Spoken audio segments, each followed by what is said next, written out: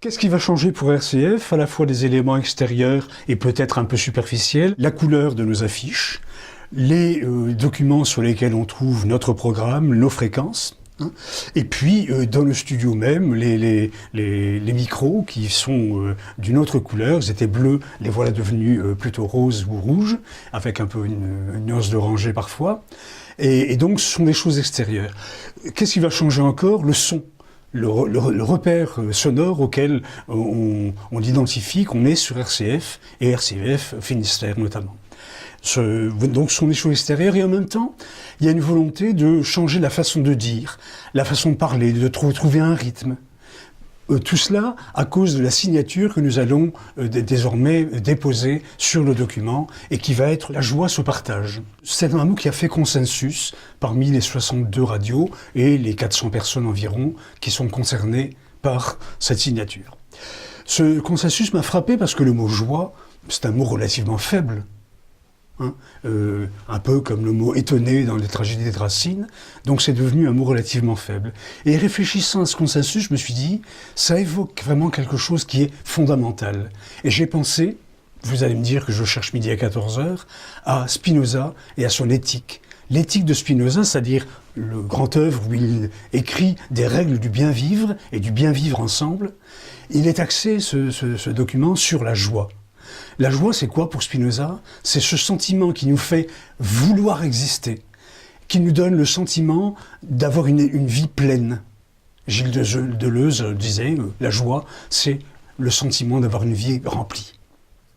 Alors, c'est la raison qui me semble fondamentale, qui explique ce consensus. Et de quoi s'agit-il? Nous faisons un métier d'information, d'explication. Nous essayons de mettre un peu d'intelligibilité dans un monde qui est chaotique ou dans un monde qui est défaitiste, qui est démobilisé et qui se demande où il va. Faire ce métier-là ne peut pas se faire sans avoir la volonté d'aller au-delà de l'apparence.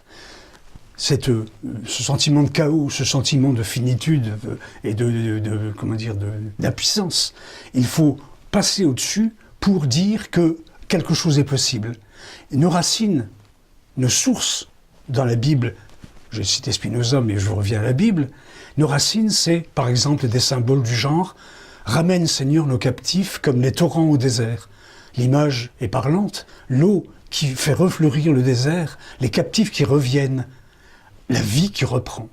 Voilà ce que nous avons à annoncer en faisant de l'information et en faisant de la radio. Nous utilisons les moyens qui nous permettent d'être écoutés au moment qu'on choisit, par le moyen qu'on choisit, grâce à Internet. Donc on peut nous écouter sur un smartphone, sur un ordinateur et par Internet. Voilà un élément de modernité. Le deuxième élément de modernité, c'est le style que nous employons, qui n'est ni pleurnichard, ni dans la dérision, mais qui est optimiste et qui nous démarque, puisque souvent les radios tentent de faire passer du bon temps, comme on dit, en étant dans la dérision, dans le rire, un peu à tout propos, ou bien en rajoutant quelquefois dans la sinistrose, bon gré mal gré. Souvent les journalistes ne cherchent pas la sinistrose, mais comme ils donnent énormément de temps, ou trop de temps parfois, aux faits divers, cela donne une impression de sinistre. Nous avons l'ambition de faire de la radio avec professionnalisme. Il y a les bénévoles qui travaillent, qui se forment, et puis une équipe de salariés qui est là depuis longtemps, motivée, cohérente. C'est capital, évidemment, pour faire une radio de façon professionnelle. La deuxième ambition, c'est de continuer notre développement.